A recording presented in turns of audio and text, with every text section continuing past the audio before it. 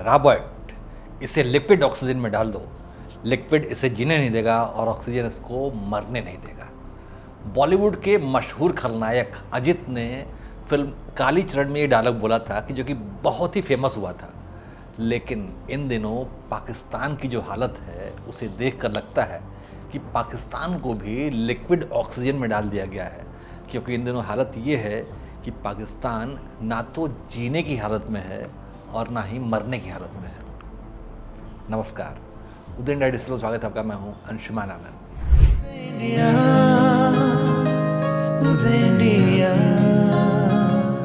जिन्होंने ये हमला किया है उन आतंकियों को और इस हमले की साजिश रचने वालों को उनकी कल्पना से भी बड़ी सजा मिलेगी, सजा मिलकर के रहेगी। प्रधानमंत्री नरेंद्र मोदी ने जब पहलगाम के हत्यारों को कल्पना से भी अधिक कठोर दंड देने का फैसला किया तो उनकी भाव भंगिमा में कठोरता साफ तौर पर दिखाई दे रही थी। पीएम मोदी ने बिहार के मधुबनी में एक चुनावी सभा के दौरान ये बयान दिया था, जिसके बाद वो दिल्ली पहुंचे और रक्षा मंत्री, गृह मंत्री, राष्ट्रीय सुरक्षा सलाहकार, चीफ ऑफ डिफेंस स्टाफ और सभी सैन्य प्रमुखों के साथ बैठक की। इसके बाद पीएम मोदी ने सैन्य बलों को दुश्मनों के खिलाफ कार्रवाई करने का फ्री हैंड दे दिया। प्रधानमंत्री मोदी के ये तेवर देखकर पाकिस्तान खौफ से थर्रा उठा है। पाकिस्तान के नेताओं और सैन्य अधिकारियों के साथ साथ पाकिस्तानी जनता भी दहशत के मारे पगलाई जा रही है। हालत ये है कि हमला करने में भारत जितनी भी देर कर रहा है, पाकिस्तान हर घंटे उतना ही दहशत से मर रहा है।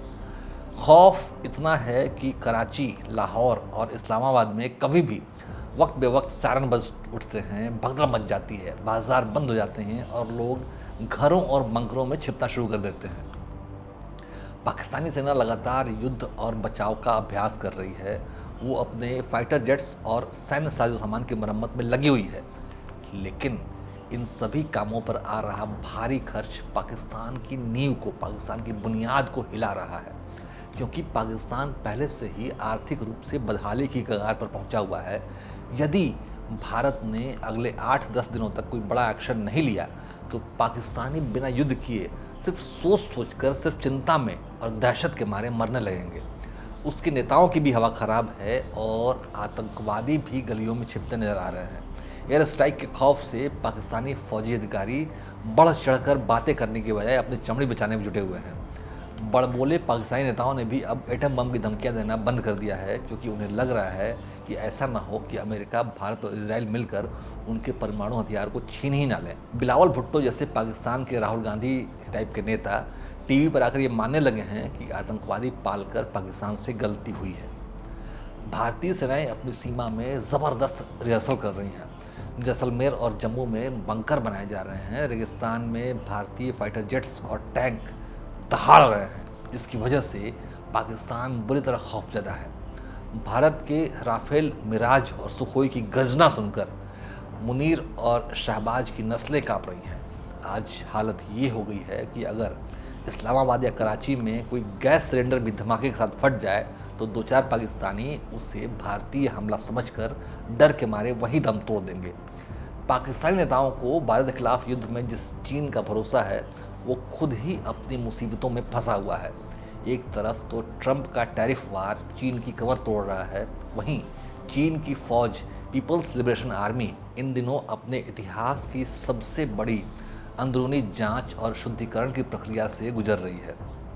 चीनी फौज के कई वरिष्ठ सैन्य अधिकारी लापता हो गए हैं, कई सैन्य अधिकारियों को हटा दिया गया है। यहाँ तक कि राष्ट्रपति शी जिनपिंग के कई करीबी सैन्य अधिकारी भी भ्रष्टाचार की जांच की चपेट में हैं।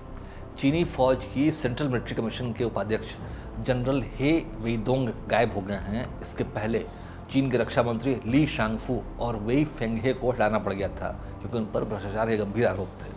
चीन की रॉकेट फोर्स के प्रमुखों को भ्रष्टाचार के रूप में हटाया गया है, जिन पर आरोप है कि उन्होंने चीन की मिसाइलों में ईंधन की जगह पानी भर दिया है और पैसों का गबन कर लिया। चीन की फौज अभी तक कभी भी सीधा युद्ध जीत नहीं पाई है।